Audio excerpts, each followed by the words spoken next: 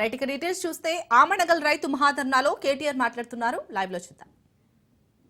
వ్యవసాయ శాఖ కార్యాలయంలోనే వ్యవసాయ శాఖ ఆఫీసుల్ని తిరిగి తిరిగి బేజారయ్యి ఇక రుణమాఫీ కాదు, రైతు బంధు రాదు, ఈ దరిద్రంతోని ఈ దరిద్రపు పాలనలో ఏది కాదు అని చెప్పి అక్కడనే సురేందర్ రెడ్డి కూడా ఆత్మహత్య చేసుకున్నాడు.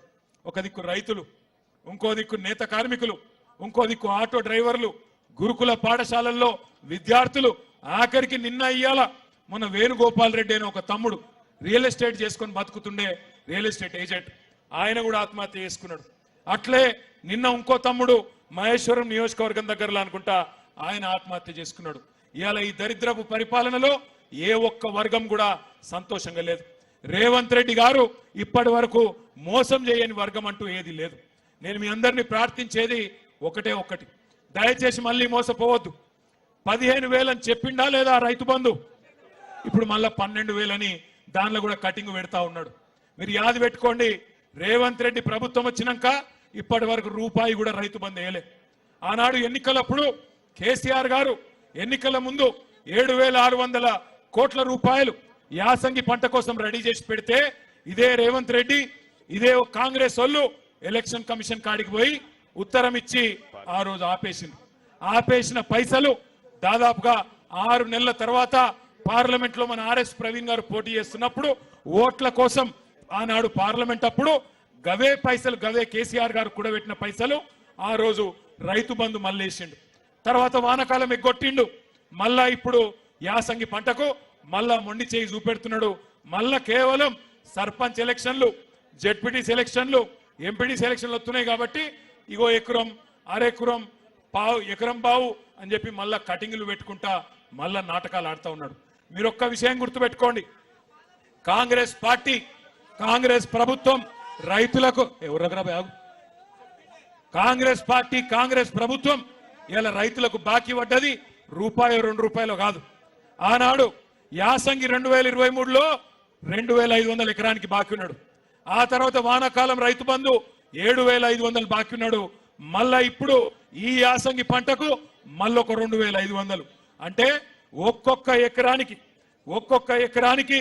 17,000, ఒక ఎకరం ఉంటే రైతుకు 17,500 రూపాయలు రేవంత్ రెడ్డి బాకీ ఉన్నాడు.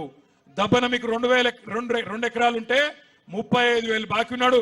4 ఎకరాలు ఉన్నోళ్లకు 70,000 రూపాయలు బాకీ ఉన్నాడు. మళ్ళీ వస్తారు మీ కాడికి కాంగ్రెస్ వాళ్ళు, అవ్వ అంటారు, అయ్యా అంటారు, అమ్మ అంటారు, అక్క అంటారు, చెల్లె అంటారు, వదినే అంటారు, కోడలు అంటారు, వరుసలు కలుపుతారు, తమ్మి అంటారు, బామ్మరిది అంటారు, వరుసలు కలుపుతారు. మళ్ళా మాకే గుద్దుర్రి, మళ్ళా రేవంత్ రెడ్డి ఉన్నాడు, మీకు ఇది చేస్తాం, అది చేస్తాం, అల్లం బెల్లం, ఇందిరమ్మ పథకం అంటారు, ఇది అంటారు, అది అంటారు, మళ్ళా అరిచేతుల స్వర్గం మళ్ళా చూపెడతారు. మళ్ళా నమ్మి మోసపోతే, ఈసారి మోసం జరిగితే మనని ఎవడు కాపాడలేడు. అందుకే దయచేసి మిమ్మల్ని కోరేది, ఇంటికొచ్చే కాంగ్రెస్ నాయకులను గల్లా బట్టి అడగండి. ఏమాయ కొడక, కేసీఆర్ ఉన్నప్పుడు 10,000 ఇచ్చినప్పుడు బాగుండే, మీ వాడు 15,000 అన్నాడు కదా, ఏడవైంది 15,000 అని అడగాలి. అదే విధంగా ఆడబిడ్డలు ఖచ్చితంగా అడగాలి. ఏమాయ కొడక 2,500 100 రోజుల్లో ఇస్తా అంటివి, మరి 35,000 రూపాయలు బాకీ ఉన్నావు, ఇస్తావా ఇయ్యవా? ఇస్తేనే ఓటేస్తా, లేకపోతే దుబ్బే అనాలి. అట్లే మా తమ్ముళ్ళు ఎక్కడ వాళ్ళు అక్కడ అడగాలి. ఏమైనా స్కూటీలు, మా చెల్లెళ్ళు అడగాలి, ఏమైనా స్కూటీలు లేవు కానీ లూటీ మాత్రం బ్రహ్మాండంగా నడుస్తున్నది. మంచిగా బ్రహ్మాండంగా ఆడ మహేశ్వరం కాడ, రింగ్ రోడ్ కాడ, తుక్కుగూడ కాడ మొదలు పెడితే ఇక్కడ దాకా రేవంత్ రెడ్డి ఆయన అన్నదమ్ములు ఏం చేస్తాను ఎరికేనా? నీకు దండం పెడతారా భయ్, ఆగు, నా వెనక చెవులకెళ్ళి కూడా దొరికింది నాకు. నీకు దండం పెడతా ఆగే, అరే నీకు దండం పెడతా ఆగురా భయ్.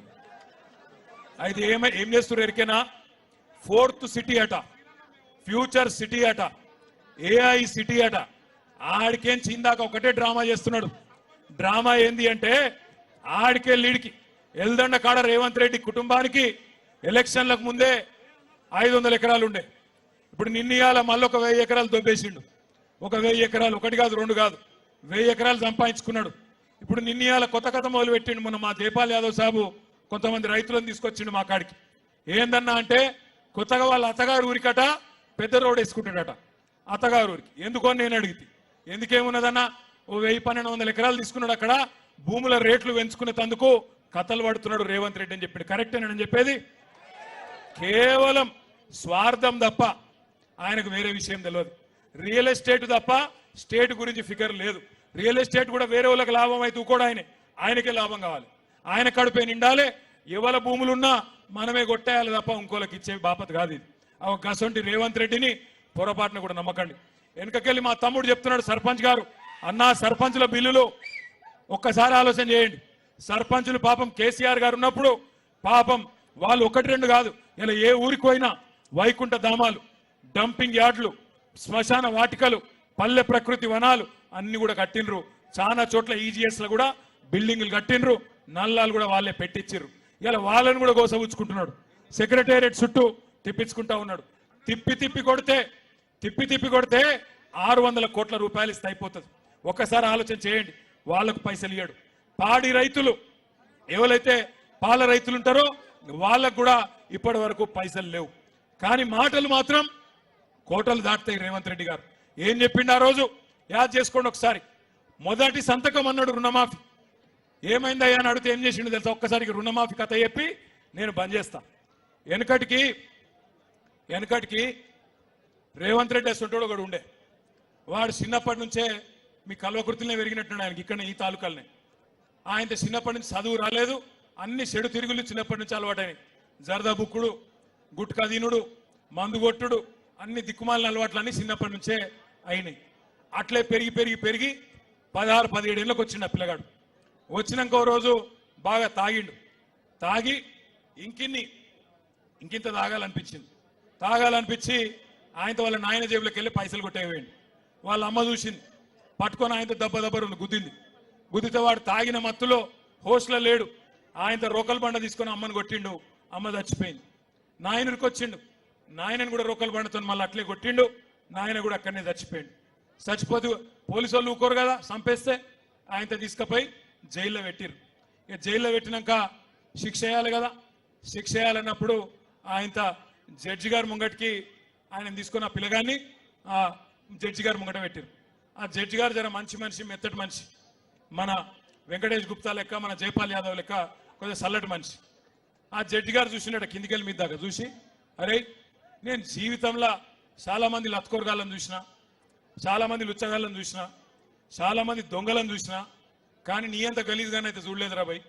ఆఖరికి నా కర్మ బాగాలేక రేవంత్ రెడ్డిని కూడా చూసిన, కానీ నీ సొంటని అయితే చూడలేదురా. నేను సొంత తల్లిదండ్రిని చంపినావు, నీకేం శిక్ష చేయాలో నువ్వే చెప్పురా అన్నాడట.